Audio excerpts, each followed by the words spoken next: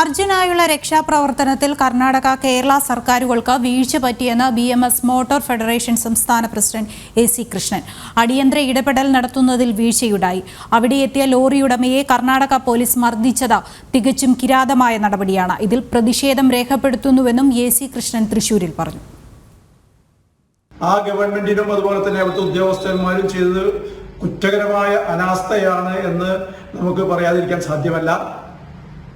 കേരള ഗവൺമെന്റും അതുപോലെ തന്നെ ബന്ധപ്പെട്ട ഈ കാര്യങ്ങൾ മനസ്സിലാക്കിയ സമയത്ത് അതിന് വേണ്ട രീതിയിലുള്ളതായ ഒരു ഇടപെടലുകൾ നടത്തി ഒരു മന്ത്രിയോ അല്ലെങ്കിൽ ബന്ധപ്പെട്ട ഒരു ഉദ്യോഗസ്ഥനോ അവിടെ ഉദ്യോഗസ്ഥന്മാരോ സംഘമോ അവിടെ പോയി അതിന് വേണ്ട മാർഗനിർദ്ദേശങ്ങൾ നൽകി നേതൃത്വം കൊടുക്കുന്ന ഉത്തരവാദിത്വം ചെയ്തില്ല എന്നതും ഇവിടുത്തെ ഗവൺമെന്റ് വേണ്ട രീതിയിൽ പെരുമാറിയില്ല എന്നുള്ളതിന്റെ ഉത്തമ ഉദാഹരണമാണ്.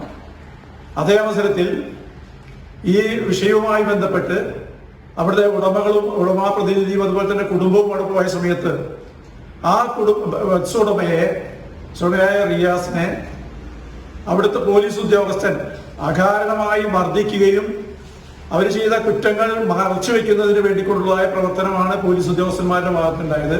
അത് തികച്ചും പ്രതിഷേധാർഹമാണ്.